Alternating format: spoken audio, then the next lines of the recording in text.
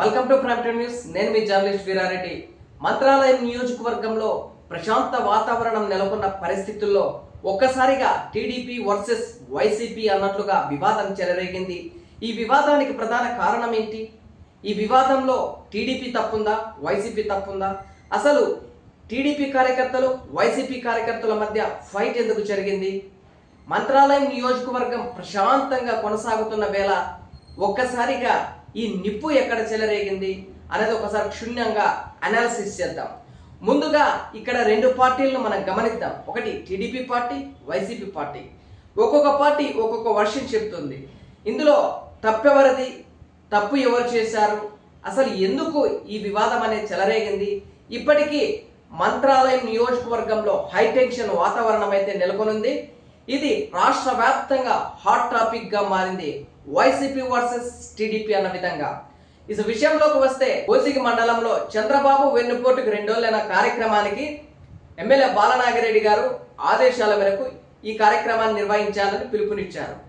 ఈ పిలుపు సందర్భంగా నియోజకవర్గ వ్యాప్తంగా ఉన్నటువంటి వైసీపీ కార్యకర్తలు ఆ కార్యక్రమానికి వెళ్లేందుకు సిద్ధమవుతున్నారు. నియోజకవర్గ పరిధిలో ఉన్నటువంటి కొంతమంది వైసీపీ కార్యకర్తలు ఈ రాఘవేందర్ రెడ్డి గారి ఇల్లు ఏదైతే ఉందో ఆ ఇంటి సమీపంలో వెళ్తూ ఉన్న సమయంలోన ఎమ్మెల్యే బాలనాగిరెడ్డికి సంబంధించి ఏదైతే కాన్వాయ్ ఉందో ఆ కాన్వాయ్ కి రాళ్లు విసిరారు అని ఇది వైసీపీ వాళ్ళు తెలుపుతున్నారు. కొంతమంది ఎవరైతే రాళ్లు విసిరారో వాళ్ళని బెదిరించడం జరిగింది, హెచ్చరించడం జరిగింది అని వైసీపీ పార్టీకి సంబంధించిన కొంతమంది నాయకులు చెప్తున్న విషయం. టీడీపీ వాదన విషయానికి వస్తే వైసీపీ పార్టీకి సంబంధించిన ఏదైతే కార్యక్రమం ఉందో ఆ కార్యక్రమానికి సంబంధించి వైసీపీ కార్యకర్తలు రాఘవేందర్ రెడ్డి గారి ఇంటి ముందు నుంచి వెళ్తున్న తరుణంలోన కొన్ని ఉద్రేకభరితమైన వ్యాఖ్యలు చేశారని, అక్కడ ప్రధానంగా ఈ గొడవకి పునాది వేసిందని చెప్తా ఉన్నారు టీడీపీ నేతలు.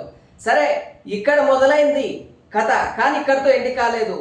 ఏదైతే వీళ్ళు వైసీపీ నాయకులు ఈ కార్యక్రమాన్ని ముగించుకొని కోసిగి నుంచి మాధవరం మీదుగా వస్తున్న తరుణంలో టీడీపీ నాయకులు ఎవరైతే ఉన్నారో ఈ టీడీపీ నాయకులు వాళ్ళపైన దాడి చేయడం జరిగింది, ఈ వైసీపీ కార్యకర్తల పైన. ఈ దాడిలో భాగంగానే ఒక కారు, ఒక వాహనం అనేది తగలబడిపోయింది. ఇది మంత్రాలయం నియోజకవర్గంలో టీడీపీ వర్సెస్ వైసీపీ. ముఖ్యంగా మనం ఇక్కడ గమనించుకోవాల్సిన విషయం ఏంటంటే ఇటు టీడీపీ పార్టీ ఉండొచ్చు, ఇటు వైసీపీ పార్టీ ఉండొచ్చు, what ever it may be, కానీ వైసీపీ పార్టీకి సంబంధించిన కార్యకర్తలు ఏదైతే తుఫాన్లో వస్తున్నారో ఆ తుఫాన్లోన ఉన్న కార్యకర్తలు పరారయ్యారు. అక్కడి వరకు బాగుంది, కానీ ఆ తుఫాన్ని తగలబెట్టారు టీడీపీ కార్యకర్తలు. అలాగే ఒక బైక్ను తగలబెట్టారు. సరే, ఈ బైక్ను తగలబెట్టడం వల్ల, ఈ తుఫాన్ తగలబెట్టడం వల్ల ఎవరు నష్టపోతారు? టీడీపీ వర్సెస్ వైసీపీ మధ్య జరిగిన దాడుల్ని మీరు ఏ విధంగా భావిస్తున్నారో తప్పకుండా కామెంట్ రూపంలో తెలియజేయండి.